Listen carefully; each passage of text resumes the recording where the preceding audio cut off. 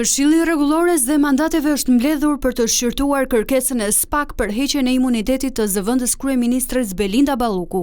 5 anëtarë nga Partia Socialiste dhe 5 nga Partia Demokratike nisën zyrtarisht mbledhje në kuvend, ndërsa pjesë u bën edhe prokurorët e çështjes, Dritan Prençi dhe Dorina Bejko, të shoqëruar nga kryeprokurori i ri i SPAK Lodian Braho, si dhe avokati numri 2 të qeverisë, Ardian Kalia. Megjithatë, në orët e para debati nuk u fokusua tek vetë çështja ndaj Ballukut, por tek procedurat që do të ndiqeshin, teksa opozita kërkoi mbledhje të hapur deri në momentin që prokurorët do të parashtronin pretendimet e tyre. Kjo u refuzua nga mazhoranca me pretendimin se mbledhjet janë zhvilluar gjithmonë të mbyllura. 4 orë nuk mjaftuan për dakordsi, ndërsa një tjetër kërkesë solli debate në mbledhje.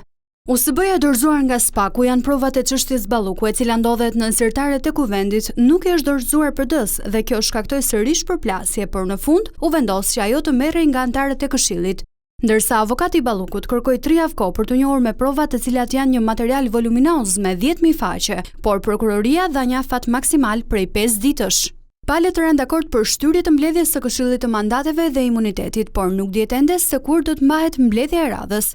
Opozita ka kërkuar që ajo të zhvillohet të hënën, ndërsa Partia Socialiste kërkon që të shtyhet deri në janar. Këshilli i Mandateve dhe Imunitetit duhet të shqyrtojë provat dhe të hartojë raporte, të cilat do të kalojnë në instancë parlamentare. SPAK e ka marrë të pandehur Belinda Ballukun për tenderin 190 milion euro të tunelit të Llogaras, ndërsa po e heton edhe për 7 lotet e Unazës së Madhe 450 milion euro.